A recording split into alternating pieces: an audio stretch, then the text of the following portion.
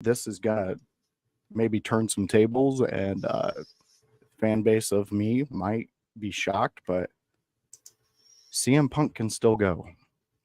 Yeah, And he last night he proved that if you put him with the right talent, he actually looks decent in a match still. I think it's safe to say CM Punk is clearly not where he was 10 years ago. He's not in the prime of his career. Yep.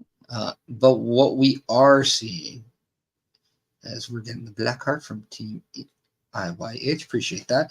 But what we are seeing is we're seeing CM Punk, the special attraction, as a in-ring performer. Less is more. He's Yes. still capable of doing it. He just might not be able to do it every night, 200 nights of the year like he used to. But he still showed, as I'm agreeing, he walked his walk last night. He talked his talk going into the Rumble, but last night he definitely walked his walk. As Josh getting some shout out in the chat there, but we're giving our shout out to CM Punk. What surprised you the most about CM Punk last night? Well, thank you, Team IYH, for shouting me out. I appreciate you guys. And CM Punk, my takeaway from him last night was he took what hindered him in the AEW world, and when he came here, I was his biggest critic. But he really showed me that he can step back and he can work with a team when he's provided everything. And honestly, you know what really struck me? What you just said. It's not the CM Punk of 10 years ago, but CM Punk and AEW, they thought he was the CM Punk of 10 years ago. Does that make any sense? They were, Yeah, I think when he was in AEW, I don't think people knew what the CM Punk of the current time was. yeah, And you can only go back to the CM Punk of what we now know was 10 years ago. exactly. So I think that's where I'm going with. I think that's what Tony Khan wanted out of CM Punk, and he just could not deliver that, no matter how hard he tried, because he tried, he really tried. But I think coming over to WWE, working with Triple H, working with the talent that's in there now and the creatives, I think he might get it. I Last night showed me that CM Punk might actually understand that people want him in the business, but he has to learn that their time is always going to be your biggest opponent, and you have a team now who is going to mold you and make sure that time and your career stay running in the same race. They're not separate. You're not trying to go back and see what's back here, what time was doing back on the 30-yard line. You're jumping up. You're running with time. So, and Triple H is a testament to that. I mean, look at his career. We didn't have the, oh my God, I wish he would get out of the ring. Oh, he's too old. No, he knew when it was time, and he did it. I Like think too, I really think they're working with him well. Go ahead. I'm sorry. yeah, no, I think the thing too is it's a Royal Rumble match. So we didn't see CM Punk or we didn't hear from his live event matches with Dominic Mysterio that they were awful. We didn't hear that. But in the Royal Rumble match, you can be protected. You don't have to do as much as you would in a regular singles match. But nonetheless, when you go out there, you still have to perform. You still have to do the things that you do. He was asked to close the men's Royal Rumble match with Cody Rhodes, and he and Cody Rhodes had a very good final two, back and forth. Who's going to win? Who's going to go on to WrestleMania story? They both claimed their stake of why winning that Rumble meant a lot to them. And emotionally, you were invested as well as you were on Monday when they had their promo with each other. And it was, I thought, good. We talked a little off screen. when we talked about how we looked at the Rumbles, and yet we saw in the men's, we saw more storyline. Opposed on the women's, we saw more moment. And I thought that was really good because that's in essence what the product is about. Storylines and moments coming together to create something larger than life. That's the WWE of today now. You're 100% right on that. And when you said that in our off-screen chat, that really stuck with me because it made perfect sense. Like that wrapped up both the Rumbles for me. Men's story driven, because we had, when it came down to the last 6, that was, you were ready, you were invested. I mean, it really, I don't know, the men's Rumble felt, I know it wasn't rushed, and I know it was exactly how it's supposed to be. I mean, there's time, there's, it runs that way, but it felt very fast up until the last 6, as opposed to the women's. It kind of felt like, I guess it was because they were going for more of a moments, and it was like, oh, what's this moment? Oh, what's it? Who's that? Oh, she's back? No way! And then they pop us off at the very last one, number 30, and I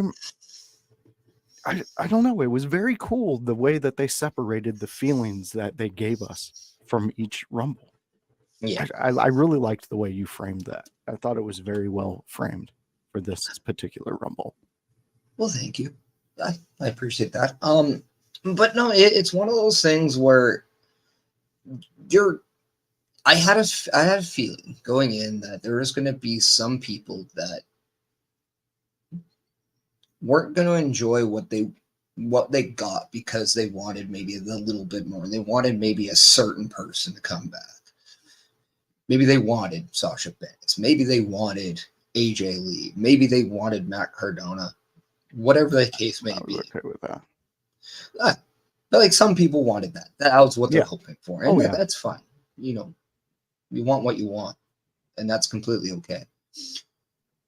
But what we ended up getting was something I enjoyed because, we didn't get Brock Lesnar.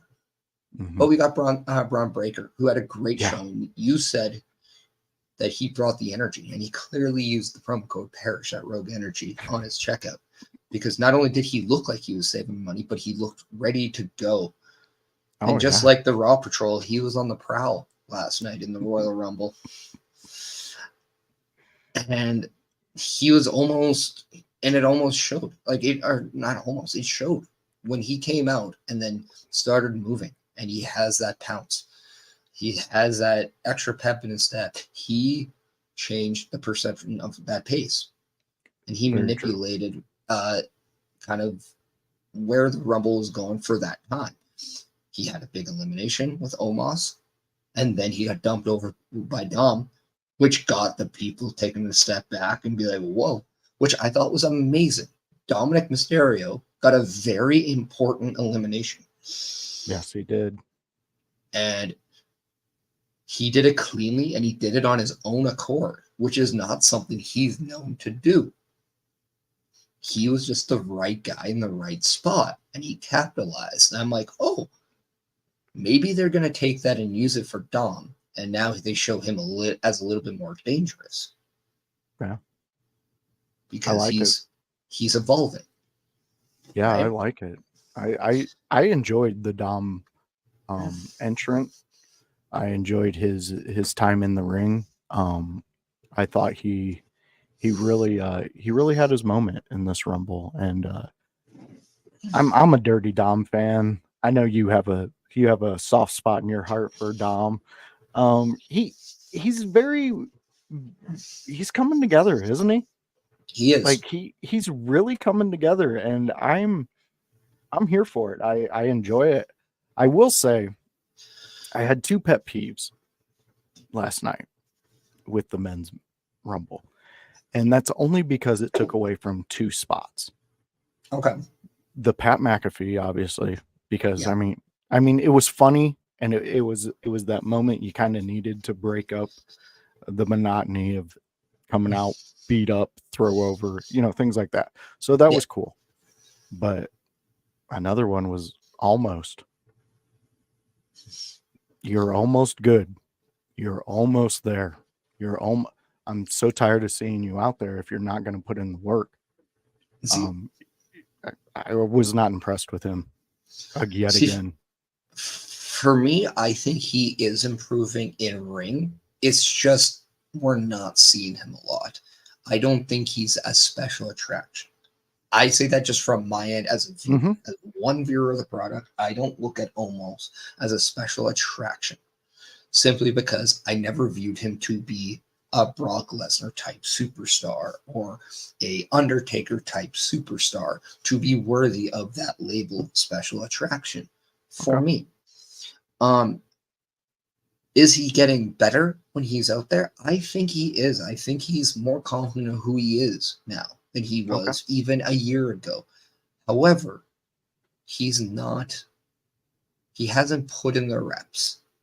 And because he Exactly. hasn't put in the reps, he's easily forgotten. We Mm-hmm. remember who he is, but we also don't remember who he is, if that makes sense. No, it does. And because of that, there's a disconnect lost of why do I care about him? There's that disconnect of, cool, you're here. I don't remember your music. I don't remember why you're so special, but you're being presented as a special attraction. Okay, interesting. And then you look over to the women's and you see Jade Cargill, who made her WWE in-ring debut. That was a better way and presentation of how to make a special attraction look and feel. And she is clearly not going to be just labeled as special attraction. There is more to that.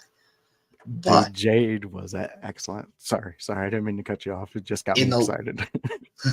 we'll hear it. But in the last 365 days in the WWE banner, Mm-hmm. we've seen the same amount of on-screen appearances live on television. When it comes to the big PLEs, I'm sure. Oh no, I misspoke because Omos was at WrestleMania. So okay. Okay, yeah, he was. I So forgot about that. Omos has more appearances, but the give a shit factor was easily won by Jade last night because in the last 365 days, despite on strength, Jade has put in the reps, and Yeah. we don't have that label special attraction, which almost takes away from the actual product that we see in Omos.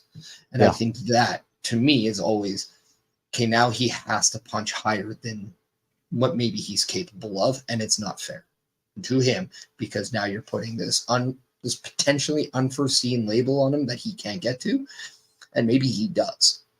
But it's very similar to Roman's our guy, and you clearly saw him at the Shield as being the weaker one of the Shield. Now, over Mm-hmm. time, yes, they were right with Roman, but it took you a lot of time to get there, whereas it wasn't as natural as what Jade is. Now, with that being said, Jade Cargill officially makes her in-ring return or debut for the WWE by coming in the Royal Rumble, and she looked fantastic. She did.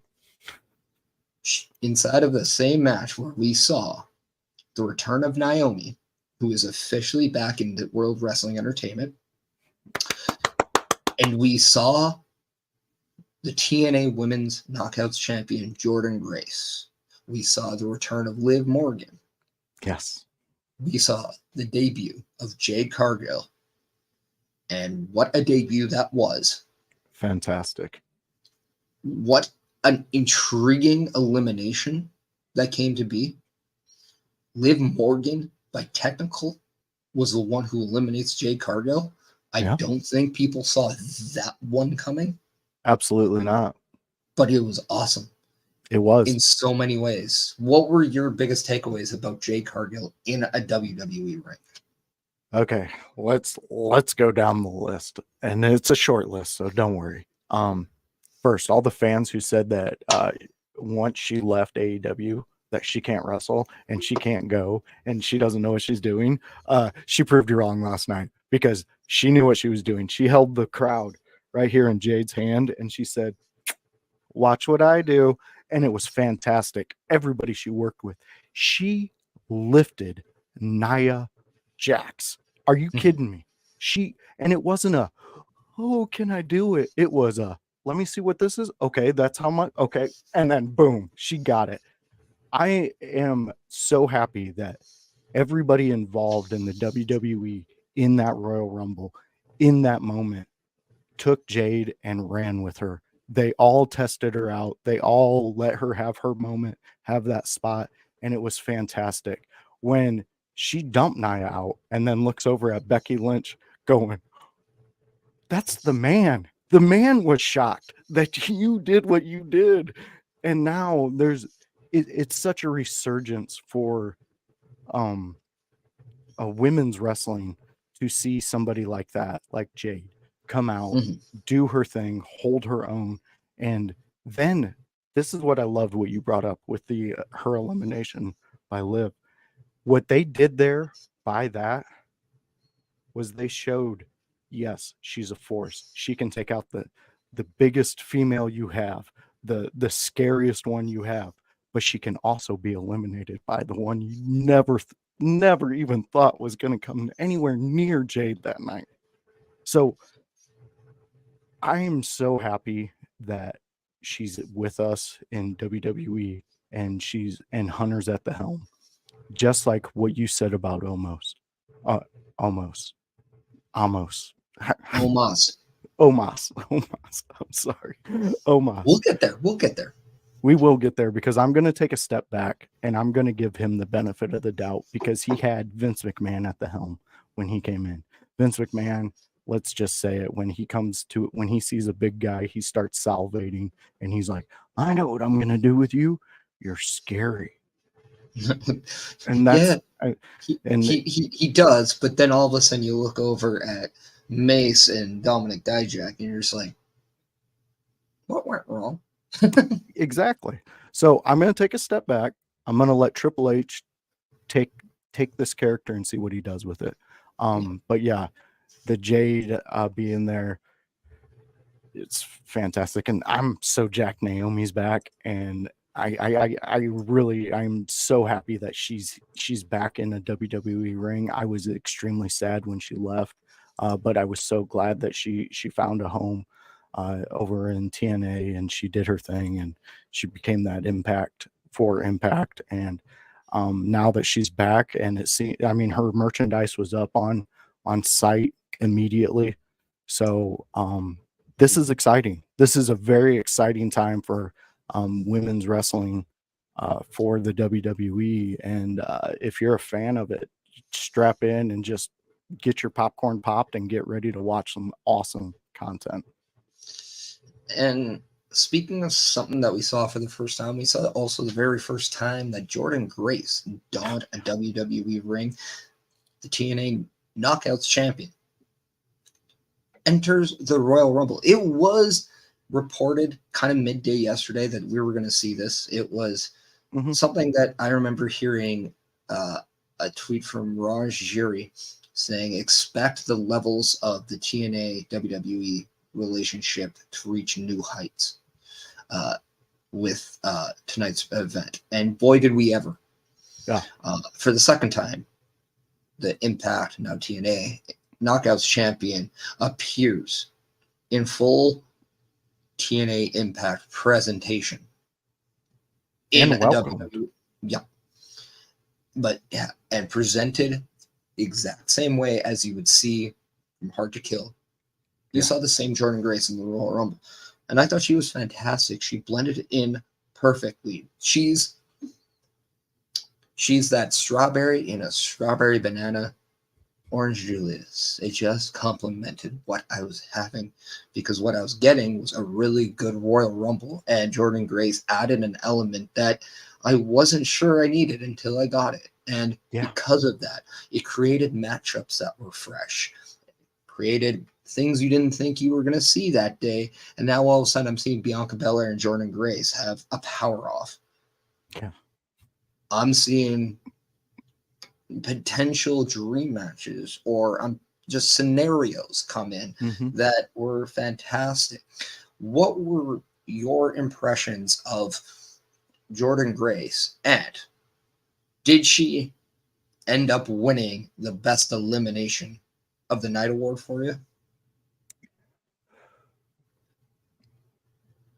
Jade aside, Jordan Grace gets my thank you for being you award, because she came in just like you said. She came in, she had her big moment. She the crowd accepted her. She was loved. She came in with energy. Um, Jordan's got such a great look about her as a professional wrestler. And yeah, she gets a lot of the awards from last night, because you could tell somebody was having fun in the ring. You could tell somebody was having the time of their life, and her presence lined up so many dream matchups. We spoke about them, a few of them, and we spoke about the possibility that this does bring. I mean, yes, this is the second time we've had um, TNA have, or Impact, whatever you want to call it. They came over and they were in a staple PLE of the biggest promotion, and Mickey and Jordan both held that moment very well, and it just proves that there's possibilities out there if you stick to your dreams and you stick to your routine. That what got you to that dance, you're gonna make it to the ball. And Mhm. Jordan Grace, if this ever crosses you, your eyes ever see it, thank you and your husband for being the people you are in a ring, because I follow both of you, and I really connect with the way you guys look at wrestling, and it's an awesome thing. I'm sorry, man. I'm getting emotional because this fucking sport is so much more than what it is. And last night was so fucking cool to see all those people reach their levels, man. It was just cool. Hell Sorry, yeah. fans. Hell yeah. Oh no, man. See, that's the beauty of wrestling, and that's why I love professional wrestling, because of the emotion that it brings out for the fan. You're emotionally invested, Yeah, and it's great because that's the that's the beautiful part of pro wrestling. It's why I say pro wrestling is romantic, and it's romantic because it makes you feel, it does. and it's truly special. And when we say moments, you don't know. Now, there might be people out there that don't care about Jordan Grace being in there, but that hits you different. And that's just it. You can all like ice cream, you just can enjoy different ways. And that's the same with pro wrestling. But what we saw last night clearly exemplifies a TNA WWE, at least working relationship, or at least a working That it agreement. does. Yeah, that's What exciting. the yeah, and what the details are, we don't know yet. We can Oh, speculate. But what we know we're going to get is something very fun to watch. Could we see a WWE superstar go over to TNA? Could we see more of what we saw last night? Who's to say? That's why you watch the show, because you just never know. yeah. And that's the That's best. What was it? What's that lyric in Broken Dreams, Drew McIntyre's? Well, you never hear the shot that takes you down. yeah, that's true. I So just mean, like a good moment in professional wrestling, the ones that truly get you are the ones you don't see coming. And yeah, Jade Cargill. Also, I want to say this about Jade Cargill. We talked about her and Nia Jax lifting Nia Jax. Nia Jax was absolutely on fire in that Royal Rumble. She she even was. saved her own elimination to help make Jade look great by eliminating her. Yeah, yeah, I she think was. it's people need to give Nia Jax her just due now and show her some respect, because she is putting in that work you were talking about. And she is absolutely just hammering down on the execution part of the ring. That's something she was criticized about earlier in her career, and now she is hitting a home run. She went from someone that the fans thought struck out a lot to somebody that they now see at the home run derby. And speaking of home runs, we have Chris Best, the co-host of Turnbuckle Talk, that you can find on every Tuesday night at 8:05 p.m. Eastern, live from the affiliated Turnbuckle Studios. He's also one member of the Raw Patrol, where we watch Monday Night Raw. Do a watch along every Monday night at 8 p.m. Eastern. Everyone can check that out. That is also live on the Turnbuckle Studios platform. Give him a follow. He's going to be doing good old watch alongs as well for PLEs moving forward. We might be even working together on those. And what he's also doing is every Saturday on his own platform. Go check out his platform, because you have Saturday Night Gaming, where he plays Uncharted and perhaps other games. Go check him out. But yeah, that I thought, even right after it was finished, I said that could go down as one of the best female Royal Rumble matches so far. And I just don't mean lately. I mean, that might be bell to bell one of the best female Royal Rumbles ever. Yeah. And it's no shock to me, because it flowed perfectly. Bell to bell, almost no hiccups. And I think one of the reasons why, you had a ring general in that match. No, her name's not Gunther. Her name, put some respect on the name. It is the winner. Her name is Bayley. Came in very early. Talk about the stories inside this match. Yeah. She saved almost every member of her group in that match. She was not happy with how things ended for her members, but she also showed you a completely different side of Bayley, the performer. Yeah.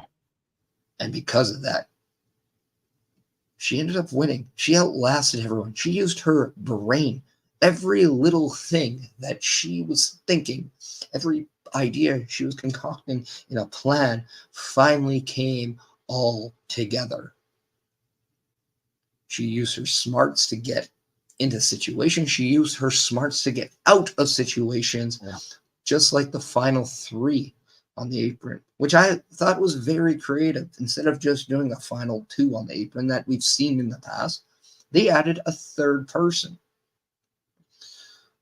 Why worry about eliminating Jade and Liv when you can step back and let them fight each other and take each other out? Isn't it ironic that the person who is known to be a student of the game is working under a cerebral assassin called the game, also just showed you how to level up in the game with, I thought, a very, very good win of the Royal Rumble match. Yeah. I had her picked from day one. I really think 2024 is going to be a year of Bayley, and I really think she deserves it. She's Bayley's on levels that others are trying to get to. She goes from this bubbly human being wanting to hug everybody to a little more grit, to being a part of damage control, to what's next. And I think what's next is Bayley's going to end up going on her own. And it's going to be, there's going to be some type of, if they don't stay together, there's going to be some type of other group that forms from damage control, but their eyes are going to be focused on screwing Bayley over at every corner. And that's going to form a union between her and Charlotte when Charlotte comes back. and then that's going to form. From I was surprised by this participant's role in the Rumble last night. Shotzi. Mhm. Shotzi didn't have a bad Rumble last night. She No. was involved in quite a few spots. She lasted a little more than what I expected for her and where she's at in her storyline. But yeah, I really think that they're gonna form some type of unit with Bailey and going up against Damage Control, just because I have a feeling Damage Control is they're going to have a story to where Bailey's right there to win the title and Damage Control screws her over, and then that's the final straw, and then that goes into what I'm saying with how they're going to form up with Charlotte and all that when she comes back, because Charlotte's not too far from coming back. She's already standing, she's already working, doing a lot of band stretches, things like that.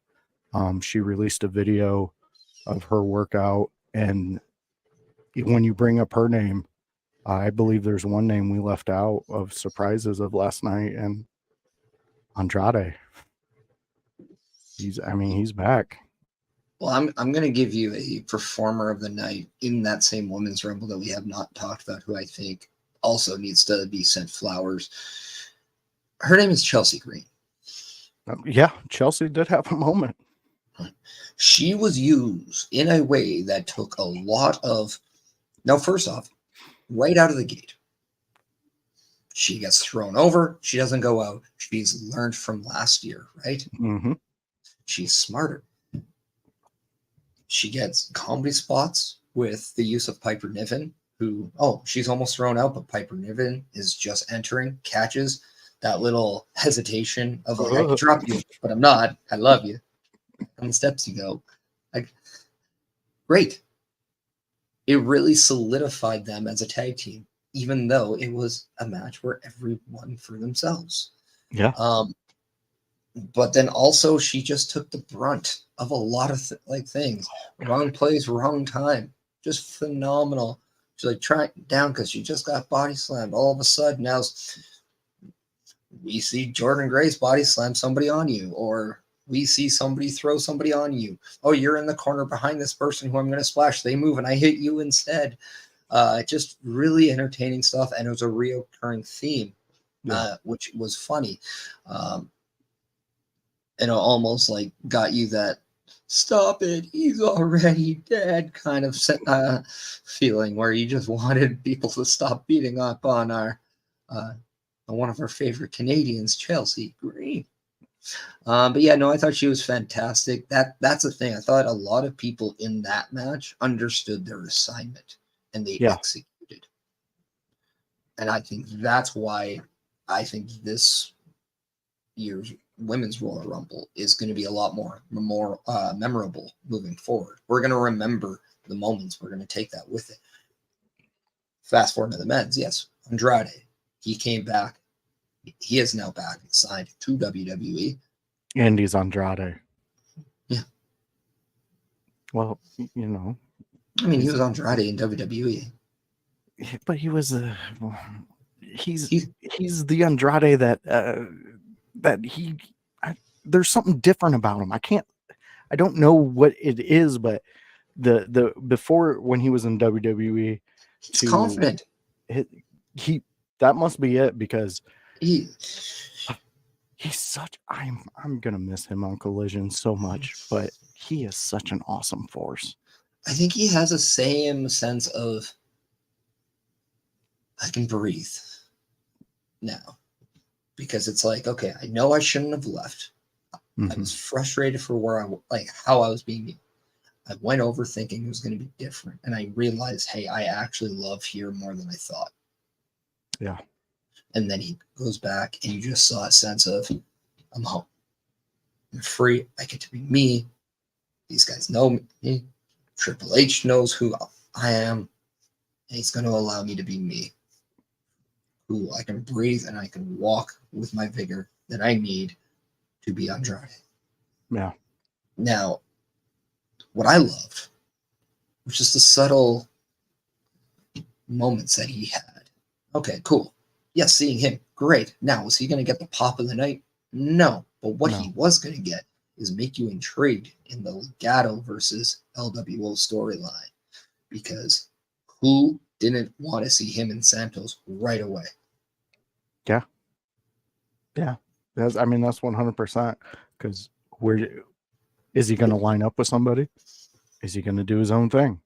What's the story going to be around him? Because if either faction gets him, that's an improvement in your group. But if he stays alone and he goes about it himself, I kind of like that more, because I kind of like the idea of him, people wanting to come to him and team up with him, not him going somewhere to team up. Yeah. If that makes any sense. It does. Also, I just think it plays more for his character. Yeah. Here's a little stat. Only 9 superstars from SmackDown were in the Men's Royal Rumble. A lot of unbranded talent, or NXT brand. Sorry, we'll say it. A lot more than we normally have in the men's. Whether it's Omos, who's not assigned to a brand. We saw Braun Breaker, who's NXT. We saw Carmelo Hayes, who's technically still NXT, but has been featured on SmackDown as of late. Yeah. I strongly believe Andrade is going to be on SmackDown. I think we're going to see a lot of involvement in the Legato LWO type things. Where that stands yet, not too sure. Mm-hmm. I'm not going to lie. I want to see a Santos versus Andrade match at some point. However, I don't want to see face Andrade right now. But I do want to see an Andrade Zelina Vega reunion. I have time for that because, again, you're bringing the past back a little bit. You recognize the past. Okay, I get it. But there's going to be something different. Mm-hmm. Your past isn't going to replicate your future. It's just going to be a directional point of where your future's going, because you already know where you don't want to be anymore. And I think that's going to be a very intriguing aspect. What is this new installment of Andrade going to be like? Is he going to be different? If so, what's the difference? How's it going to be? Is he going to go back to the people he knows, or is he going to choose new colleagues to associate him? Are we going to see him walk by himself? Maybe he just does his own thing, like you said. It's very intriguing now. There's a lot of unanswered questions now about Andrade, but it's why I now need, again, to watch the show and see how Andrade is going to be used moving forward. Yeah, because, he, like you said, him and Santos, they tied up. Him and Carlito tied up. So, and I know it's a Royal Rumble. You can do that. You can get a play in that. But a lot of the times I like to watch the Rumble. And I think fans do this too. You sit there and you think the what if. Oh, what's that mean? Is that a hidden message? Is that where they're going? So if I was going to make an award of it, the conspiracy of the night, I would give it to Andrade. And it's really up in the air. What's going to happen? Where's he going to go? What's his trajectory going to look like by coming back to the WWE? I've been following him on Collision. He is a staple. He was a staple there. He's made me, over the past year, made me a huge fan of his, and just his overall presentation. And Andrade, I can safely say, gets it as a performer, as a entertainer. He gets why he's popular. So that's all a benefit to him, and a testament to Triple H by understanding that he is a draw and saying, yes, come back, be home, come home. You need to be here. So I enjoy it, and I can't wait. And I hope we get some moments out of him that we get to talk about on here. Well, and that's just it. Like, we knew what we were going to get with the Cody Rhodes, the CM Punks, the Drew McIntyres. Mm-hmm. But we also knew that we were going to get some surprises like Andrade. We Yeah. That was just an obvious. It's like Naomi. We knew those two were gonna come eventually. It's just where were they gonna, Yeah. you know? Where do you now piece them? Because you've shown in the past, okay, you can fill out your shows just fine. But how do you add these two into the show to make it better? And that's where it's going to be intriguing, because yes, there are plenty of ways to add them, but which one benefits them the best? And that's going to be the intriguing part of watching the shows now. Like, does Naomi, does she go to SmackDown? Does Andrade go to SmackDown? Do one of them go to Raw? Does one of them go to NXT? Does Naomi maybe go to NXT and challenge for the NXT women's title right away? That's intriguing to me, because you never know. Yeah, because they do have a show coming up too, don't they? Vengeance So I don't know, man. I let's just say, like, I believe it was in the women's Royal Rumble, I believe entrant maybe 13 or 14. I was on Chris Best's stream, and I said best women's Rumble ever. And the reason I say this is because not only was it fantastic and the amount of surprises we got and the amount of work that was done in the ring, but the amount of what's next. That's what really psyched me up. And the men's had it too. I mean, like I said, when it came down to the last six, the men's Royal Rumble kind of flipped on energy. And it was like, okay, now we know where are we going? Because there's so many options right now with those last six of storylines. Where's it going to go? And they're going to finish the Cody storyline. Yeah, and that's something I wanted to put out too. When Cody won, he directly looked at Roman Reigns. Yeah. And he basically said, I'm choosing you. Yeah. Pointed right at him. Yeah. And it was like, I don't think in the time where you had multiple world champions and you had to pick who you're going to go after, I don't think anybody has instantly picked after the Rumble. And I thought that was different. And I was like, okay, even if you weren't a big fan of that Rumble, as you've heard, maybe you enjoyed last year's better. Maybe you didn't. I don't know. Who's to say? Maybe you've died off on the Cody Rhodes story. Who knows? Whatever the case may be, what you did get was something different. And at least now you know exactly what you're going to get moving forward. You're going to get Cody Rhodes going after Roman Reigns. And that's going to be a big chapter on the road to WrestleMania. Yeah. But here's the thing. Chapter. Are we getting Bayley versus Rhea Ripley? We don't know yet. Could we get Bayley versus Io? And here's another thing. What does Seth Rollins do? Is it the obvious CM Punk? We don't know. Because we've seen multiple stories, like on Raw, Gunther came face to face with Seth Rollins. Yeah. Maybe we see Drew, like maybe we just see something different. But then here's also the caveat: we have Damian Priest lurking with that Money in the Bank briefcase, and there's no rule that he has to cash in at WrestleMania or by WrestleMania. Yeah. But you have to think, height of the century? Well, what's bigger than a heist of the century? I think committing the heist of the century, but stealing it from the guy who thought he was the smartest man in the room. That's what Damian Priest could be doing. He could be outshining Seth Rollins at WrestleMania. There's so many things. Right? Imagine if that's okay, think about this. You get CM Punk versus Seth Rollins at WrestleMania for the World Heavyweight Championship.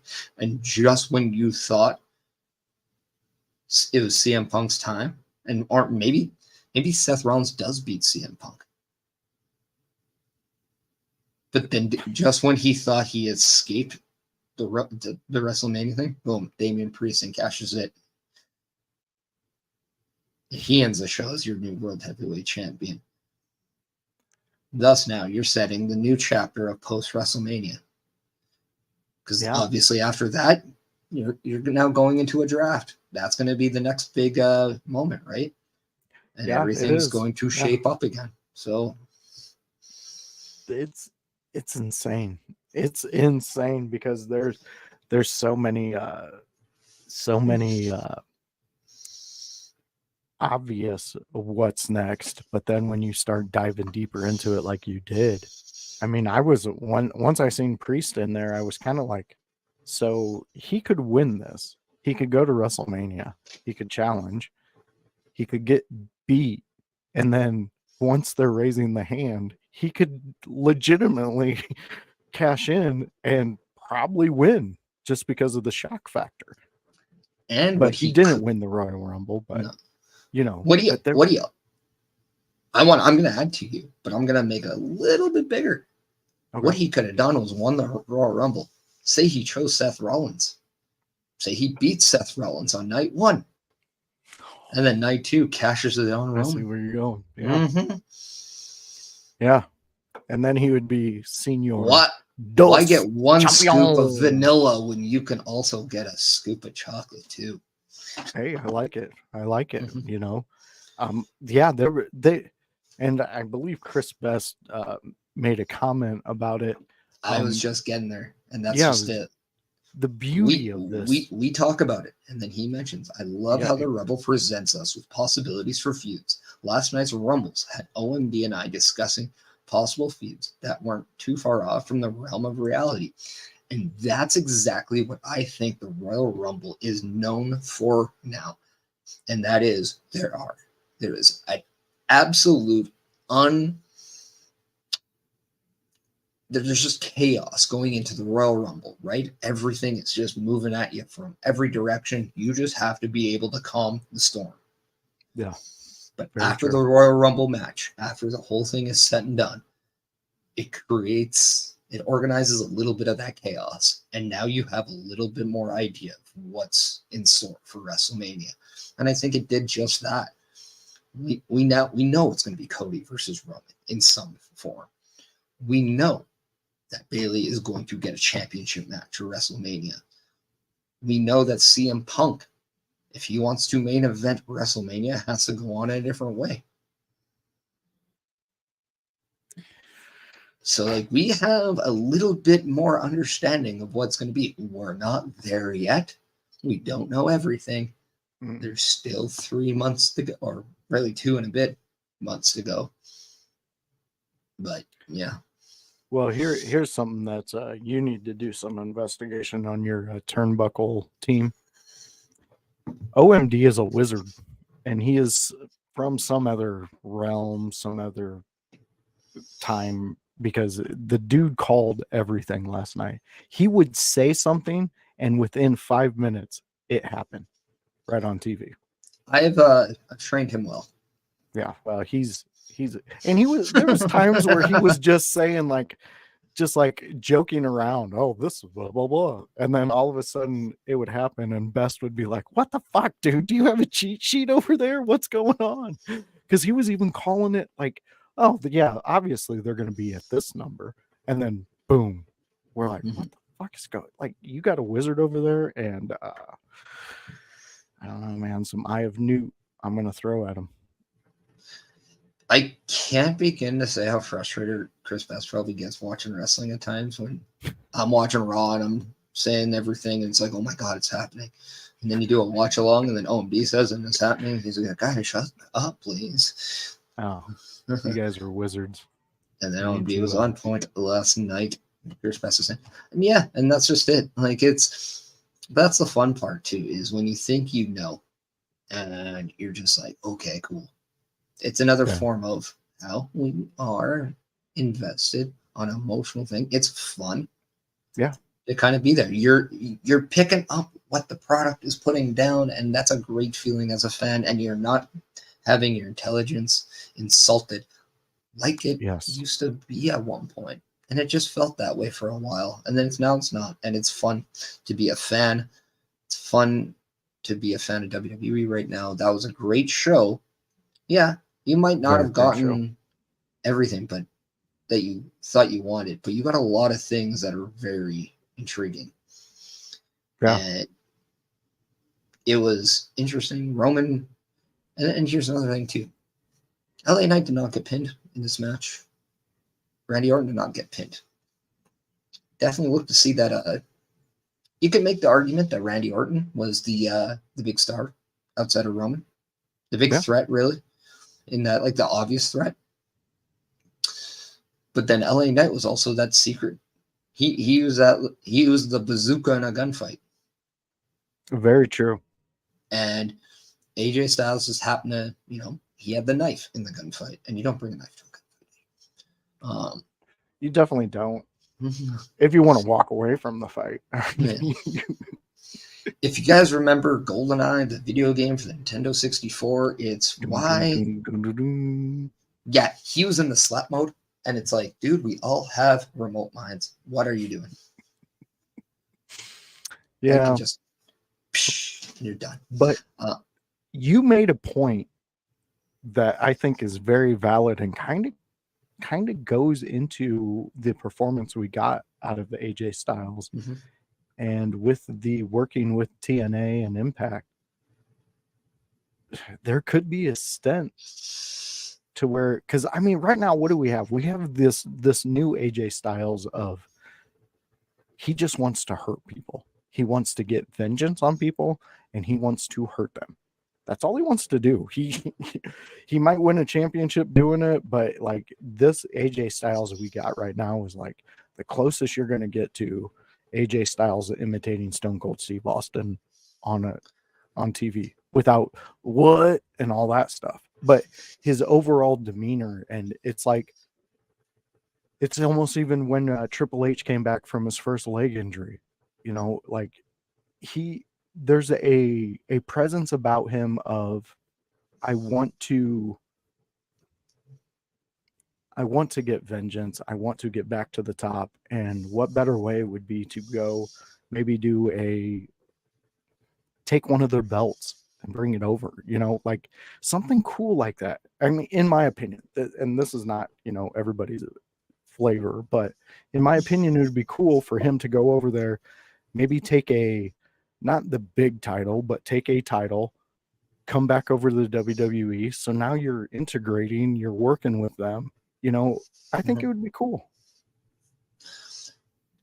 Yeah, and I'm thinking, like, also, like, what happens if this is just a way for AJ Styles to be inducted in the TNA Hall of Fame? That could be something that is true. But also, I noticed two things about AJ Styles that we see right now, and he's very much, his character that we see now really resembles a lot of that lone wolf angle and character that he played in TNA when he wasn't sure if he was re-signing, if he was going to join the Aces and Eights back at that time. And then it's funny, Aces and Eights, spoof off the Sons of Anarchy. We all know this. Yeah. Go back and look at AJ's gear. Gives you some Sons of Anarchy, Aces and Eights feel. It's all black. The logo is kind of done in that motorcycle club type thing. Very intriguing. And then now all of a sudden you have this working relationship with TNA. Yeah, there's a lot being played here, and that's what I loved about Best's comment. The Royal Rumble, it's one of the best ones that give us so many ideas. I mean, this is like, if you could make an event that was like perfect for the conspiracy theorist crowd, the Royal Rumble is that event, because it's so fantastic and magical, and just it takes me back to a time when I would be waiting for my parents to tell me it's time to turn off the TV and go to bed, and it brings me to that childlike moment. That's why I got so emotional earlier seeing Jordan and all them. It's the Royal Rumble is one of the most special nights of the WWE, and I can't wait for Monday now. I cannot wait for Friday. I can't, like, I'm so excited for wrestling right now, and thank the WWE for doing what they do, man. It's just fantastic. God rest the soul of the Royal Rumble creator Pat Patterson. You knew what you were doing. You knew what you were doing, young man. And thank you. No, the Royal Rumble now has taken a completely different life of its own now. And it's one of, I think, everyone's, if not favorite, one of their favorite shows in wrestling. WrestleMania is still going to be the big show. The Royal Rumble might be the one that everyone just gets that little extra giddy about, and it's fun. It's okay to get giddy, people.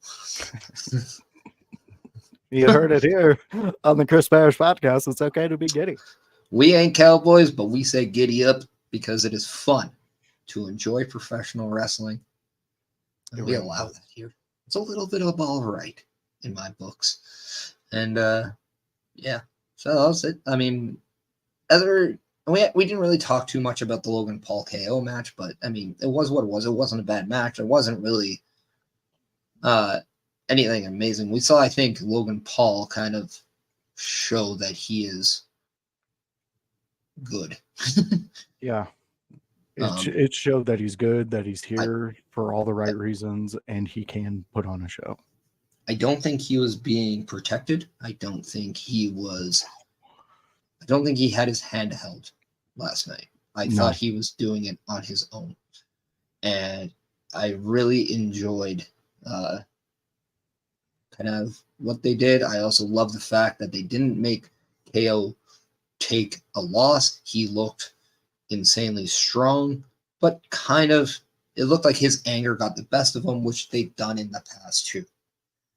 Yes, he likes to punch people, but sometimes that punch could get you in trouble. And the punch that he did ended up having some brass knuckles on that he stole from Logan, who tried to hit him with, and got caught being pinned. He had the knucks on his hand. That was hook in the leg that the referee saw. Disqualified him, as he should. Referee did what he had to do. Yeah, very true. And because of that, that's not over. Logan Paul didn't win, but he kept the title. It was just a dirty way of retaining it, and it was a different way of stealing the win. No, I really liked it too, because it plays into what we could get from them again. And this kind of shows that there could be a street fight. There could be a no DQ match. There could be a cell. Who knows? But what we do know is that Kevin Owens is going to want to get his hands on Logan Paul again. And it's going to be under Kevin Owens' terms. And Owens' fight doesn't sound like it's going to be a tickle fest. So I'm looking forward to this. I'm glad to brother. Tickle me. You better watch out. Speaking of brothers, we got the Bulkster right in here saying, yep, punching can get you in trouble. You can just ask CM Punk. Oh, the Bulkster, what a great guy. But yes, this sets up the way they ended this made me excited for what's next with them. I was okay with the match at the beginning. Like I was indifferent, but from that first slap Owens gave Logan and just opened up that chest and left that big, massive handprint on it, then I was invested. And then once they KO gets screwed over, I'm now even more invested. I'm like, wait a minute, like that can't be that way. Like it's cool because now Logan, he can play off the fact that he's got a win, or he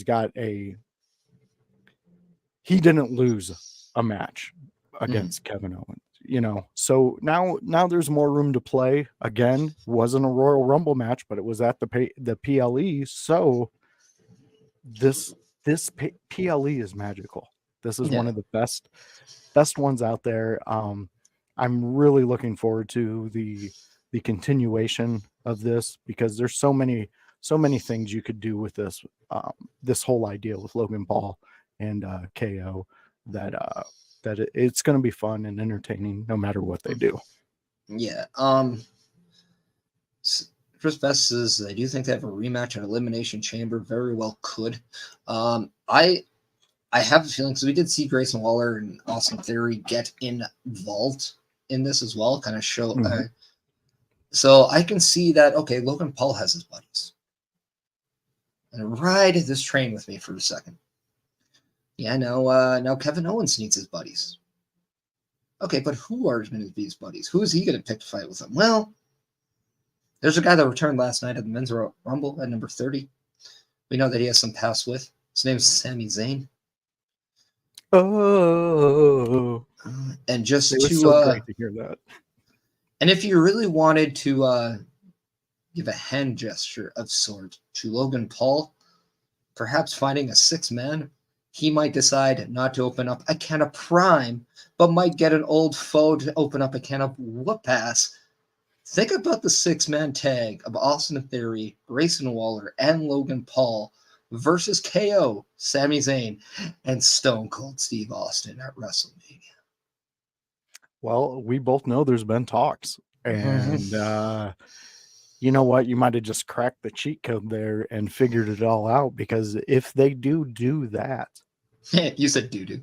I did do that. We're not mature here, people. No, we are not at all. But yeah, if that's the route that they go, that right there is your money making match. That right there is going to be why people who have left wrestling and watching it would bring them back to watch for that night.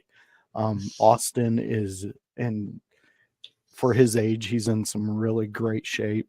He's done a lot of work on himself. I don't think it's if this does happen, this whole idea where Austin does a match, I don't think it's going to be one of those times where it's just him coming out, stunning everybody, and then being over. I think you're going to get a little ring work out of him. And it's going to be to his comfort level, of course. We don't want him hurt, but I think it'd be that match of the night that a lot of people walk away saying, "Did you guys see that Austin match?"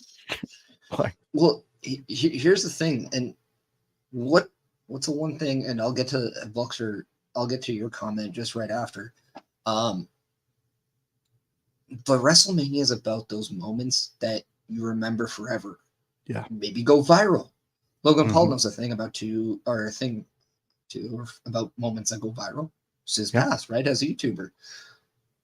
What could be a most viral moment than Stone Cold Steve Austin giving Logan Paul a stunner? Or maybe giving KSI a stunner who's dressed up as a giant Prime bottle. Yeah. Like, or dumping beer on him. What would be a better endorsement for Prime than Stone Cold Steve Austin stunning a giant bottle of Prime at WrestleMania? You're 100% right on that, though. Like, I see the humor in it, but I also see the money that can be made. Stun your thirst with Prime energy. Come on, you're already making it. Oh man, I'm cold. Yeah, hire me, Logan. I could use that. I can use that money. Boxer coming in saying, "Why did the TNA champ look so impressive last night? But I watched tons of clips of she looks mid at best. WWE magic. Everything looks better in a WWE lens." I mean, budget. I mean, yeah, they can get the good stuff. Just like you're saying, Austin looks younger. I now need to have some of that Broken Skull lager. And there has to be something in that beer. Well, I mean, it probably helps that he's looked like a thumb with a goatee for years, so that kind of really takes away his age. I mean, hey, if a ringmaster isn't the good look, you look like a thumb. Yeah, Hell yeah. It's worked for him for many, many, many years. Yeah, it's the idea that like the Bulks are saying, with why did she look so good? Look, Jordan Grace has been she's been the top of the mountain for a while in smaller promotions, and she's put in the work. I mean, she does a lot. So the fact that when she's in a WWE ring with the calibers of women who are doing exactly how she's doing it and putting in that work and doing it, all you can expect is good results from seeing that. And yeah, that's the magic of WWE. When you have the top guys, when you got the top guys, you got the top guys. And it's fascinating to see. I mean, the WWE is like the Patriots with Belichick and Brady. I mean, that you can add so many things, so many players, so many pieces that are distractions on the outside and make them come into and work and win championships. I hate to say it. I don't want to say that, but they I, are. It's I'm just reality. I just now want to see a cosplay of Heyman and Roman do Belichick and Brady now, because you now put that in my head, and it's like Okay. kind of funny. Because Well, we got now WrestleMania coming up, and we know they love to play around with the video packages. they did that for LA and Hollywood, though. But yes, I'm not gonna go. Yeah, that'd be intriguing. They're in Philadelphia, the city of brotherly love. And what we also saw yesterday was brothers start the Royal Rumble. Jimmy versus Yeah. Jay. Before we kind of like tail off into other subjects, what were your thoughts on Jimmy versus Jay? I like it. I want to see more of it. These two. What side are you on? Yeet or no yeet? Ooh, that's a good question. You know what? I'm a yeet boy. Because he's got no yeet. No yeet seems secondary. Like you can't have the no yeet without the yeet. So why would I team up with number 2 who came up with the no yeet? I'm gonna stick with yeet. I'm gonna be a yeet boy. But yeah, I honestly I think this is fantastic for the WWE. I think this is fantastic for these two. Again, like I talked about earlier with dreams coming true. They have a dream of main eventing a WrestleMania against each other. They want that. They've had that since they were young and they were running around in living rooms and throwing each other around. That's what they want. And the WWE universe needs to give it to them at some point, because without Jimmy and Jay, you don't have a bloodline. Without Jimmy and Jay, you don't have the younger culture in the WWE who gets behind them. I mean, look at all the young kids, and I'm talking like kids that still have to ask permission to stay up past 8:30. You're saying there was a generational gap in WWE? Get out of town. I am telling you here first here on the Chris This Mann is podcast. brand new information. Breaking news. Yeah. I mean, it's fantastic to see. Yeah. I love it. I absolutely love it. But yeah, no, it was intriguing because that was the first time we saw that, like, really in a one-on-one form. The Bucks are coming in saying, I know wrestling fans don't like picking sides, but I love the patriarchy of WWE on top. With them collaboration with TNA does that, maybe gives them the rule of being number 2 promotion. I'm going to say this.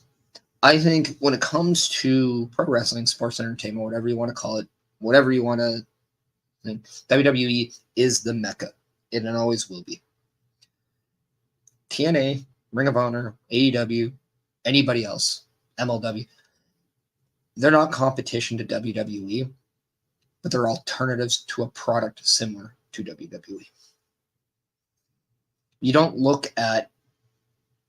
to Baskin Robbins and hate Rocky Road because it ain't vanilla. You're just like, if I like it, I'll eat it, but I won't, because I want this sherbet over here. Yeah, what a freaking play!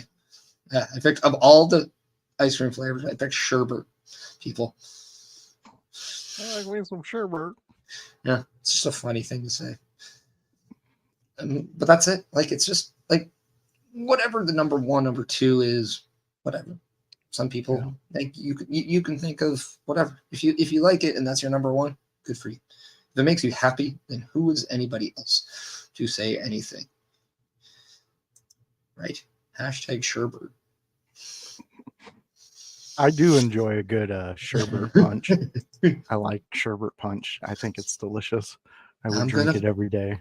I'm gonna clip the sherbet part of this, aren't I? I That's think gonna you be should. It's a the good Chris thing. Persh podcast is presented by Sherbet. If you're a chocolate or vanilla guy, get your weak sauce at it. Yeah, that's gonna be a thing. I gotta stop just going with everything at times. Yes. Yeah, we got to get to some football talk, man. Yeah, we do. Brought to you by Rainbow Sherbet. Yeah. Rainbow sherbet's good. Speaking of liking something different, yeah, NFL football. That's something different from professional wrestling. What a segue. I'm a master of this. Look at Don't it. at me, people. Dress best? Damn right. But sponsor Perish. Hey, I'll take some sherbet money. No, I just want to do the Paul Heyman shirt. Be like, I'm a sherbet guy. Yeah. Yeah. We're sherbet guys over here. Sherbet World Order. Come on. Oh, good Lord. I got 2 words for you. Sherbet. What? What? Yeah. I got 99 problems, but the sherbet ain't one. Ha. It's not. It's delicious. It's good for you. People enjoy it. Are you sherbet? See, fans, this is what you've done. You've sent him off these rails. We got football to talk about, and we're still stuck on sherbet. Hey, I'd be lying if I said I'm a Ravens guy, but that could be your Super Bowl matchup in 2 weeks as the Detroit Lions set to face off the San Francisco 49ers for the NFC Championship, while we have the Baltimore Ravens set to face the Kansas City Chiefs for the AFC Championship. Were you impressed that I just was able to go right back into it? I was a little shocked, actually. A little shell shocked over here. Football is the best. Stanley Cup Championship coming up, and yeah, my Oilers are streaking, baby, and we're bringing our green hat. Woo! But yeah, let's get into the AFC NFC Championship games. Are you still on the conspiracy that we're going to see 49ers Ravens? The conspiracy? That's The no logo. Conspiracy. Well, yeah, the logo. Oh, yeah, I forgot about the logo conspiracy. No, I am. I really am. Not because of the conspiracy, but because of the amount of work that both teams have put in throughout the season. And I just really think Lamar is ready to he's ready to cement himself as a more than just a quarterback with an arm. He's trying to show that he's actually a leader. He's a guy you want to be in your locker room, getting everybody ready to go out there and bring home the win. It's phenomenal to see a player of his caliber still have the determination that he does, even after collecting the checks he collects. I really think the 49ers just they understand the assignment. I'm not saying that the Detroit Lions haven't had an incredible knockout year for them, because they have.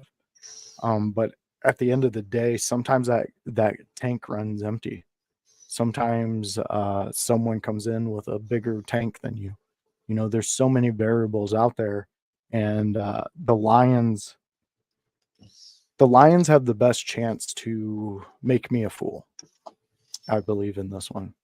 Kansas City, it is so trivial of why I don't want you in the Super Bowl that I don't even want to talk about it, honestly. But I don't want to see a Super Bowl full of what's Taylor Swift doing in a fucking box. And you know exactly what it's going to turn into. That's what it's going to be. I am going to say this, though. If by chance the Kansas City Chiefs play the Detroit Lions in the Super Bowl, Usher, take a back seat. I want to see Eminem and Taylor Swift in the halftime show for one or two things because, well, if I'm being serious, I think them doing Dido with Taylor Swift as that female part would be intriguing. But two, I kind of also just want to see a complete roast of Eminem on Taylor Swift, if I'm being quite honest. And I think that would be entertaining on so many levels. But in all seriousness, You're just there for the hate clicks. I like. I mean, I just think it would be funny. It's okay if you are, man. It's just fucking hilarious. Here's the thing: is anybody going to watch the halftime show? I'm not. I'm going to refill my beer. I'm going to check my phone. I'm going to hang out with my friends. I'm not going to watch Usher. I'm sorry, never was an Usher guy. Never will be an Usher guy. He's not terrible, but it's not my jam. All right, I'm not. I get it. Berkshire, what does TS mean on the center of the stream? Truffle shuffle? No, but we do like the truffle shuffle. The TS, if you really enlarge your screen, in the white it says Turnbuckle Studios. That is who the Chris Persh podcast is affiliated by, and you can check out Turnbuckle Studios on all platforms. Like tomorrow, where the Raw Watch Along is a thing. Then on Tuesday, you got Turnbuckle Talk with Carl Carafel and Chris Best. Carl Carafel still on the Chris Jericho cruise. So we'll see OMD and Chris Best on this Tuesday. That is at 8:05 p.m. Eastern. And then you can also see Bubba Duke with OMD playing some games on Thursday with on Bubba Duke's channel. That is all the stuff you can see through there. And then also Chris Best's gaming channel, Saturday Night Gaming, which you can see on his channel as well as Turnbuckle Studios. So it's a partnership that we have. And I believe the Boar's Nest is playing Gears of War, Terry. Yep. And this is the thing. WWE saw what the Chris Persh podcast, Turnbuckle Studios were doing, and they're like, you know what? We got to do something similar. We got to work together. But that's a whole different thing. I wanted to see the M&Ms and the Swifties together. It'd be interesting. You can call it the trail mix. I don't know. But with that being said, it's the Super Bowl I'd like to see because I am going for Detroit. They just took out two teams I hate, and they have a former Saints player as a coach. I want to see Teddy Bridgewater get his ring. I want to see some kneecaps being broken. And there's something about the defending champion in professional sports being the team that crowns the new champion. In wrestling, we always said to be the man, you got to beat the man. You don't see it very often that the team who won last year's title is a team that the next champion has to beat to become champion. And I always like that story. Very seldomly does it happen, especially in organized team sports. So, yeah. And it'd be a bigger cap in the hat of Detroit if they took out Patrick Mahomes to win their first Super Bowl. And they'd probably be everybody's favorite team because everyone would be cheering for Detroit in that scenario. Not me. I'll bite my face off and I'll become a Swiftie for a night. And I'll never cheer for Detroit. I spit on Detroit. I don't like you. I don't like you, Detroit. Why don't you stay where you're at? You're gross. You smell. I've been there. You're nothing impressive. I've never been impressed with anything I've seen in Detroit. So you want to hit the Detroit Lions with the go to sleep and then sing the song, Lions sleep tonight. Yeah. I want them out. I don't want them existing in the NFL. One can say you barely can stand them. You're damn straight. You're damn straight. But no, it's going to be an interesting one because I don't know if how Debo is going to be. That's the wild card to me in this game. If Debo is 100%, this is going to be interesting of an offense because when he goes off, he goes off. Christian McCaffrey, same thing. I think Christian McCaffrey can be contained better than Debo right now. The one thing about Detroit that I'm just not sure that they're going to be able to do is contain all the firepower on San Fran this whole game. I am intrigued to see if the Detroit Lions can frustrate the firepower, if they can get to Brock Purdy. And if they can hit Brock Purdy, does that affect how he moves the ball? And if that's how Detroit plays, that's, I think, what gives them their true shot. The defense have to force turnovers for the Detroit Lions to win this game, in my eyes. No, you're 100% on that. I really think this first half of this particular game with the Niners and Lions, it's going to be a kind of more of a slow going first half. They're going to figure each other out. And then at second half, right after halftime, both teams are going to adjust and come back out and try to go at it more aggressively. I just think both teams right now have a lot on the line, obviously, because whoever wins this gets to go in the Super Bowl.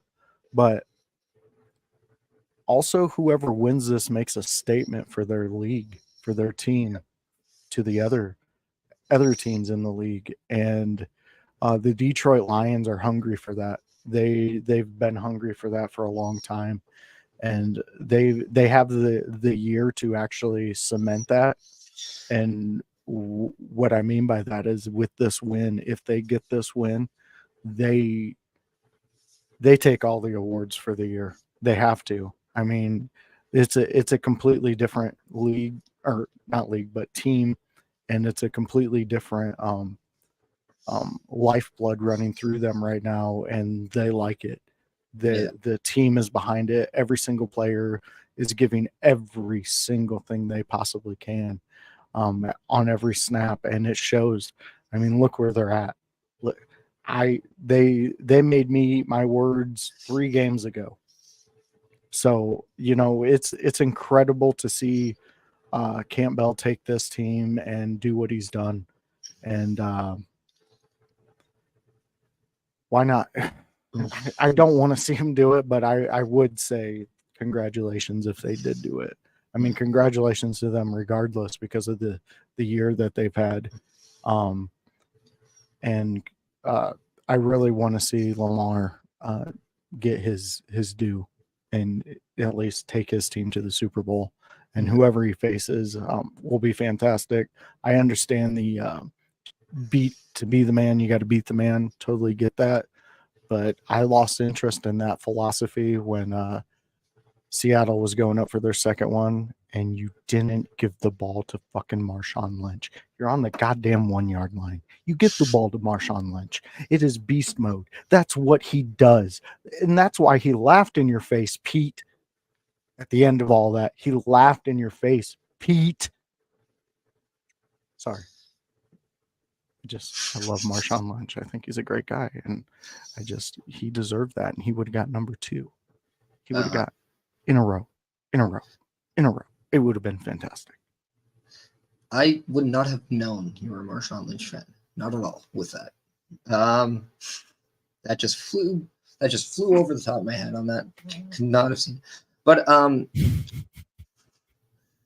did you see the comments? Yes, I'm not going to read it. Sorry, Bulkster. It's funny, but I'm not going to read it. But it's one of those things where I think, and it's interesting because Baltimore gets Mark Andrews back for this game, for tonight's game. So now they have that 1-2 punch with Isaiah Likely and Mark Andrews, who could be the best 1-2 tight end punch in the NFL. That's just another weapon for Lamar, who he's very comfortable with. So it's interesting. And then here's the thing that I find that could be very intriguing in that one is Kansas City has proven they can go tit for tat with anyone. Yeah. They did it with Buffalo last week, and they won that battle. So to me, this all comes down to, does Baltimore's D frustrate Pat Mahomes? Travis Kelce, Isaiah Pacheco, the offense of the Kansas City Chiefs. Because I look at this as a game that if both Detroit and Baltimore want to win, their defense have to step up, and they have to be the defining point in these games. Just because both San Fran and Kansas City have shown on occasion, when you want to look at me and duel, we're a better shot. Yeah. And they've proven it. Right? So the weapons with San Fran are something not to be messed with, but Patrick Mahomes is also someone you don't want to mess with. Not in the playoffs. He's a different beast. Yeah. So you have to be different. You have to attack in a different way. For Detroit, yeah, you got to play physical and you got to force the football. I think with Baltimore, you just have to prevent. You have to prevent momentum changes. You have to prevent points getting scored. You have to prevent a rhythm for Patrick Mahomes. And if you can prevent a rhythm, then you've had your shot of going there. Boxer's ultimate goal is to make Parrish crack like Archer does others. Well played. Maybe next time. Hey, I take my Rogue Energy and I use the promo code Parrish. So I am very alert. He's on the ball. Trust me, I work with him every Sunday. He's on the ball. Mm-hmm. I got a question for you real quick. Who do you think has the bigger uphill battle to get into the Super Bowl? What team? Detroit. Okay. That's where I was going to go too. I think Detroit, because I think if you're to rank these four teams 1 to 4, I think you do put Detroit 4. I agree. I mean, it's just everybody seems like the last 4 teams all had great seasons. Mm-hmm. So I mean, the thing with San Fran is they were expected to get there from day one, and they're still there. Baltimore was expected to be there, and they're there. Kansas City's always expected to be there. They're there. No one expected Detroit to be here. They were the Cinderella team. Their fan base did day one, because that's why I started this season off with a rant. Yeah, their fan base also thought they weren't going to go 0-16, and they did. But that fan base has taken so much. See that, fans? He just jabbed it in and twisted the knife and then pulled it out. To be honest, if you were a team and they were owned and whatever, you're not thinking they're going to be that team. But I'm also saying they have endured a lot and they can take a lot and keep moving. And isn't that not Rocky? It's not about what you do. It's what you can take and keep moving forward. It's what life can throw at you and you keep moving forward. That's what winners do. So I agree. That's what the Detroit Lions are right now, are the ones that just move forward. But heard they have great tap water.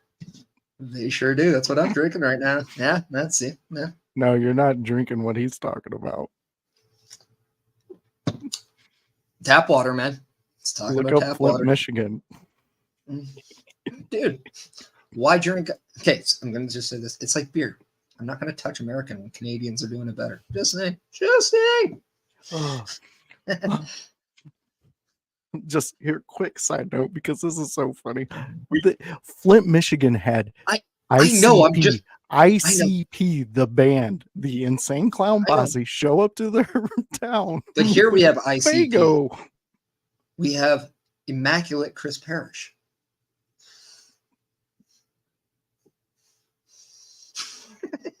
A bunch of clowns showed up with Fago. Okay, we're talking football. Keep on track, man. I'm sorry. It's just so funny. It's so funny. If you wanted a clown so much, then you should have wished for Doink at the Rumble. But he ain't it. We're talking NFC and AFC championship games here, Josh. Get back on track. Focus. Very true. Very true. Focus. I'm back. We went from making fun of the lines and enduring an Iraqi comment to talking about the insane clown posse. Where did this go wrong? You allowed the Boxster in the chat. That's where it went wrong. But yes, I can't just strike everyone away. I do want views. Yes, I get it. But yeah, exactly what you said with the ranking of if you're gonna rank these 4 teams, Detroit, I'm sorry, you are number 4, but that doesn't mean that you don't have a chance to win and prove something, because you've done it year after year after year, and or not year after year, game after game after game this season. And honestly, you've made believers out of your own fan base. So it's a testament to where you're at, and it really speaks volumes to the organization that is pushing your team and giving you guys the tools to succeed. But I honestly think this is going to be a 49ers Baltimore Super Bowl. Yeah. And that's what's interesting about this is we kept thinking, oh, this could be the year Josh Allen gets over the hump. Nope. Yeah.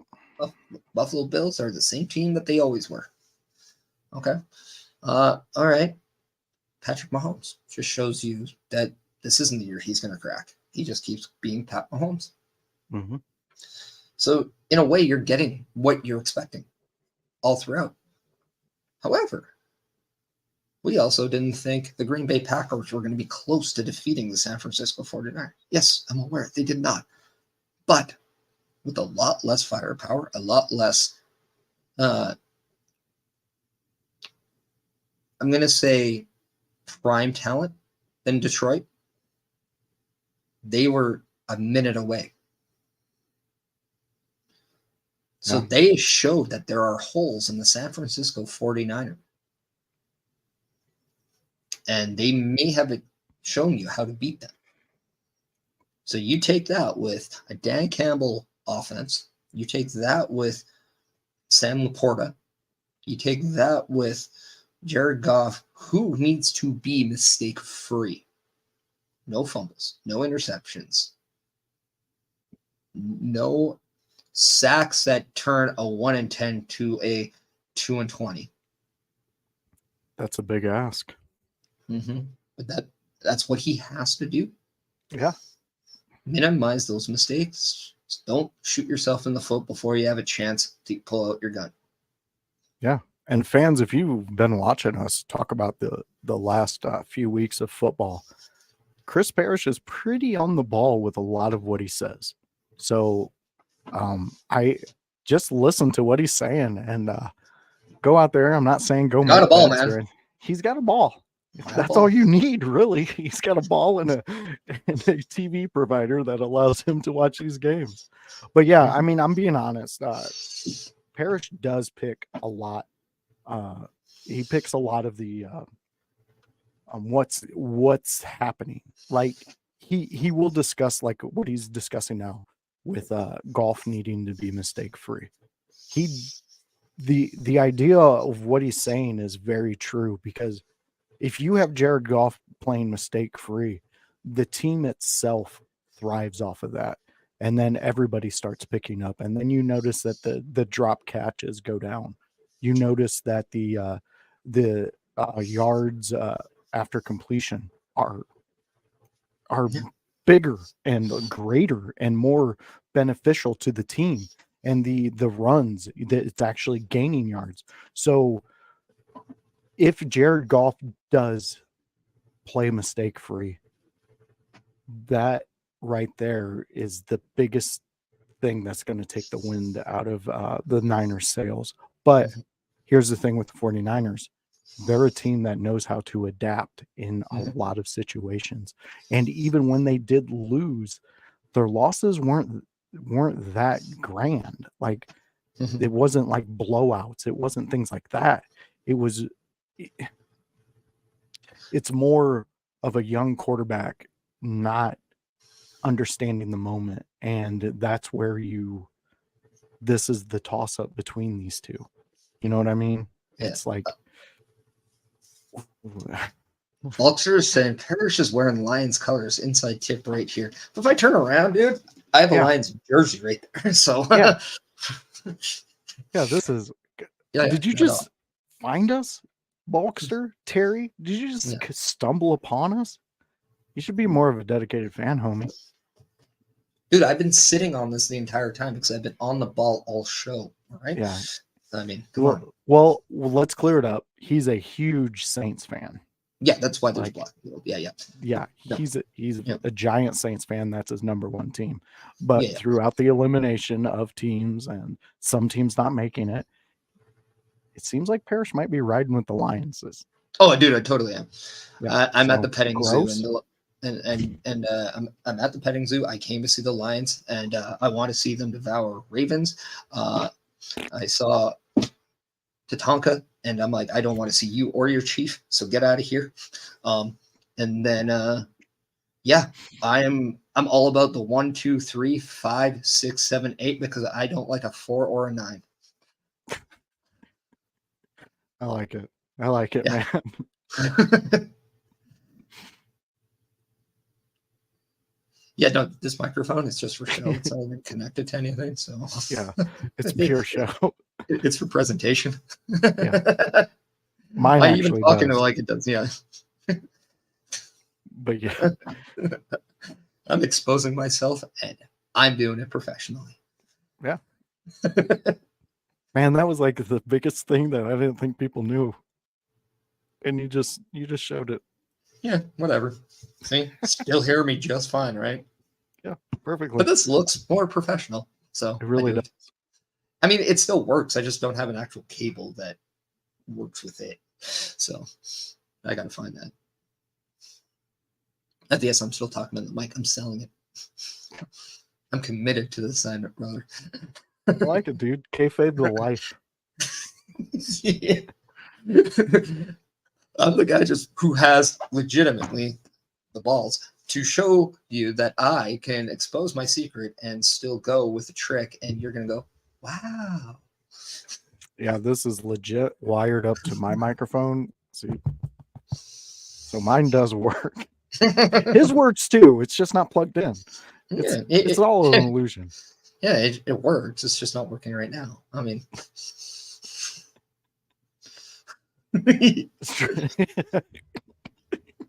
what we said before. The theme song to Broken Dreams is "You never hear the shot that takes you down." This is very true. So, all full circles. You see the professionalism, fans? Yeah. You don't get that anywhere else. I see people. This is just how good I am. I have a notepad, but it's blank. I don't write anything down. Yeah. I would have to show you, like, turn my camera and do all these things to show you what's all around me and what's going on. But let's just say there's a lot of things. Yeah. Okay, but we talked about what Detroit has to do to win. Mm-hmm. I want, and I can almost say that they got to do the same thing against the 49ers, against Kansas City or Baltimore. I'm going to say this. I think the Detroit Lions can beat the Baltimore Ravens in the Super Bowl. I'm not too sure if they can beat Kansas City in the Super Bowl. I think Baltimore can beat San Fran in a Super Bowl. I do. I think they have a better defense than San Fran. And I think that defense can beat them. I just don't think Kansas City can beat them. Right? Like, it's fun. To me, this is the one time where you got to get that right matchup. Mm-hmm. Very and true. It's intriguing to me when I see somebody like Detroit because they are not they're the unorthodox team.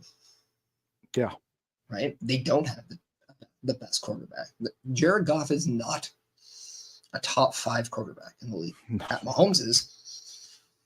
Brock Purdy and Lamar Jackson are up as candidates for the MVP. So, yeah. Obviously, they're top 5. Yeah, there's 4 quarterbacks and Christian McCaffrey. So, yeah, as of right now, they stand 2 of the top 4 if you go by MVP voting. And then, yeah, Christian McCaffrey. So, quite potentially the most dangerous running back right now in football. And that's it's very intriguing of, okay, Detroit, you have good firepower, but you don't have the most fire of powers, right? Like your flame isn't the largest, but it's noticeable and it does damage. It just doesn't do the most damage. Whereas San Fran does, Baltimore does, Kansas City does. So how do you give second degree burns better than those teams with your firepower? You have to find a different way. And they have. And when you're talking about adapting, maybe Detroit is being undervalued on the way they're adapting because they just find ways to still get there. They're finding ways to win. Yeah. Despite what everybody else throws at them, they're finding a way to do that duck, dive, dodge. And, they win. No, you are 100% on that. Honestly, if it comes down to the Lions and Kansas City in the Super Bowl, I think the Lions could take Kansas City. The reason I say that is because to me, when you want to stop Mahomes, you have to do two things. The two things you have to do are you have to have a great outside edge rush, but you also have to have your linebackers or your secondary come in and pick up those tight ends when they're dropping out. And they have to cover them like honey and bees, man. You got to be there. You got to be making that pollen. You got to be putting hands on them.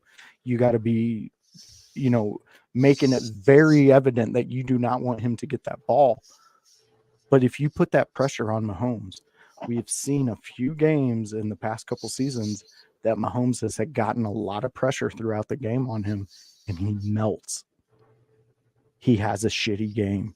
His throws aren't crisp. His handoffs aren't on target. So if you can disrupt him by coming in there and stopping a few throws that he tries to get.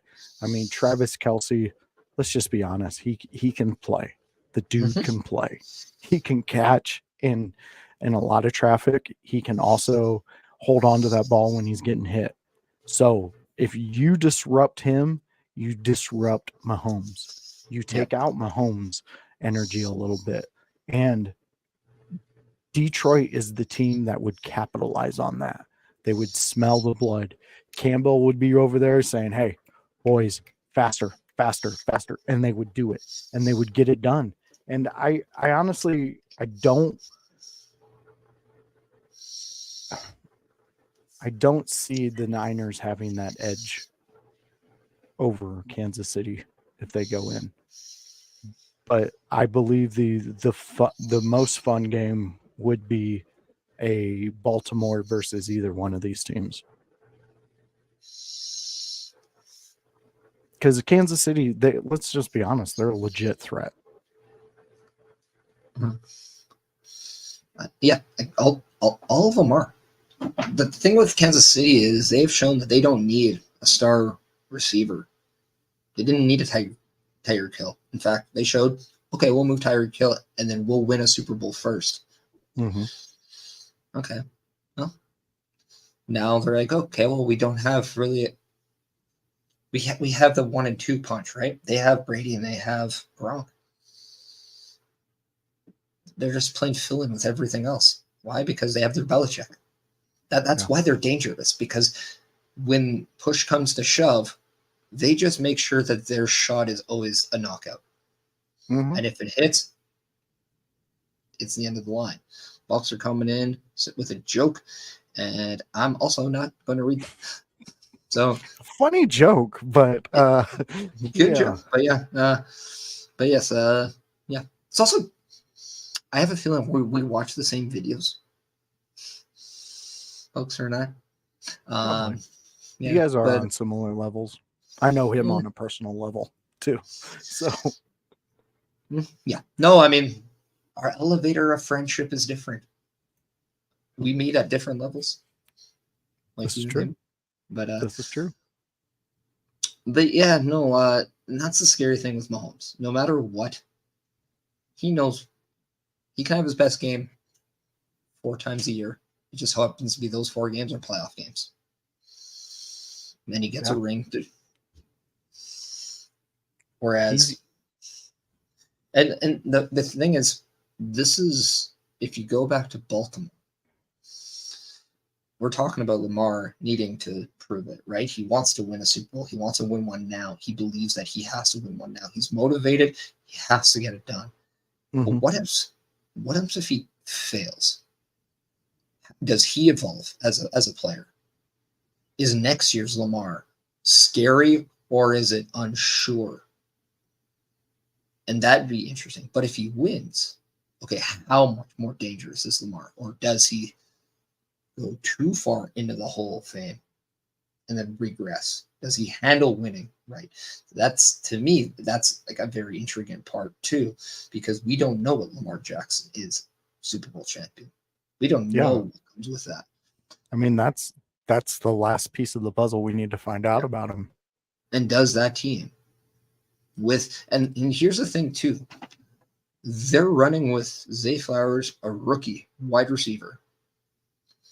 And more or less, I don't think it's his first year, but Isaiah Likely is not.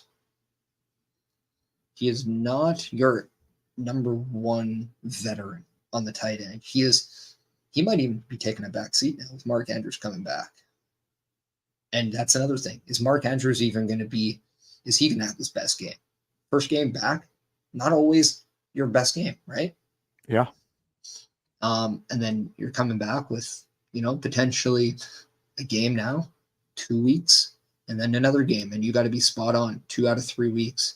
You might not be getting the reps that you need to get back into prime mode. So that could be if guys like Zay Flowers and their tight ends ball out, okay, they got a shot. If Lamar Jackson runs for 100 yards, but they have a shot. Yeah. But I have a feeling the Baltimore Ravens, I think their season relies on the arm of Lamar Jackson. Not the legs, not the time management, but how well he moves the ball. Yeah. I really think that a lot of teams have a tendency to overcompensate for his ability to run, and that seems to be what they focus on, and they lose sight of what that arm can do, and that arm is dangerous. It's not just those legs that are dangerous on Lamar Jackson. You got to these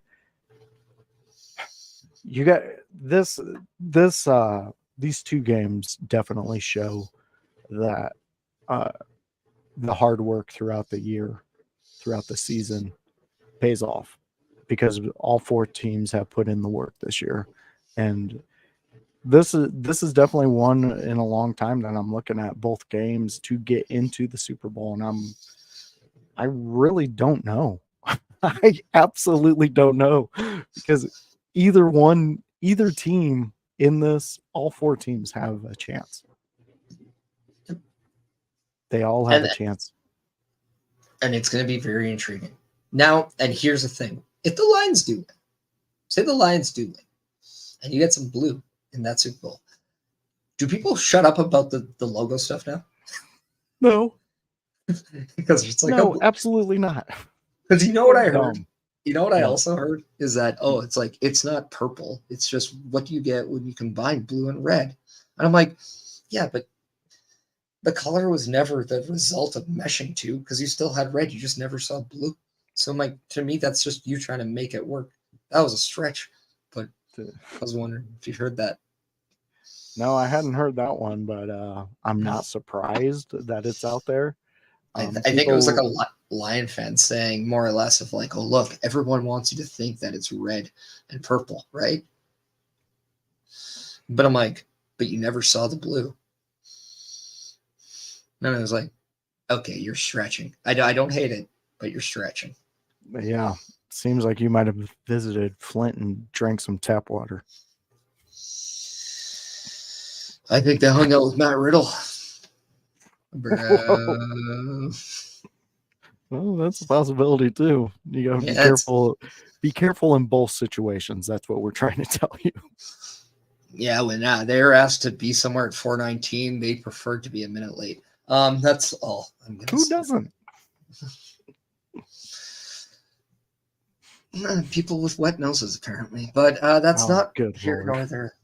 But speaking of which, it's time. Like you were saying earlier, Bulkster,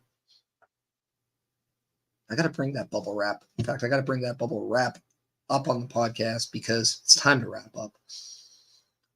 Joshua Joseph, where can people find you? What do you have going on? As we got you a ticker now. Look at my ticker. You can find me on all of those little spots down there. I have some actual news. I am no longer a part of the In Your House group. They are a fantastic organization and they give some great insight. Everybody out there, I do call brothers. I adore. They do great work. Go support them. Go. If through me you found them and you enjoy the product that they put out, absolutely absorb it. But for me, I don't know what's going to happen. Right now, you are definitely going to be able to catch me here with my friend Chris Parrish, my Canadian brethren. Um, I thoroughly enjoy doing these because we get to talk and we get to have fun, and it's not always just one subject. It's a multiple a multitude of subjects, and I thoroughly enjoy that. So you can always catch me on my Facebook, Joshua Joseph. You can catch me on X, The Voice, Joshua Joseph, and Twitch. Who knows what I'm going to be diving into from here on out? But again, catch me here doing work with Chris Parrish. It's been a blessing to actually become friends with everybody that I've become friends with through Turnbuckle Studios, through Chris Parrish. So that's my story for right now. Again, I don't know if my watch-alongs are going to continue. I don't know if things like that will continue, but there's a chance they might. But definitely catch me here.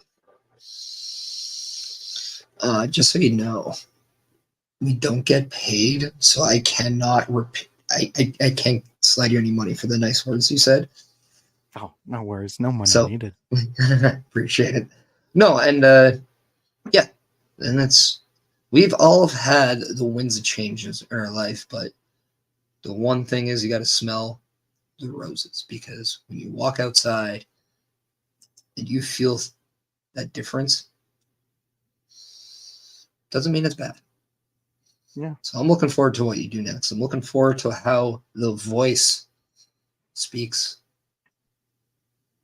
moving forward. So it's going to be very intriguing. I love you, man. Thank I you love for you always too, being buddy. here.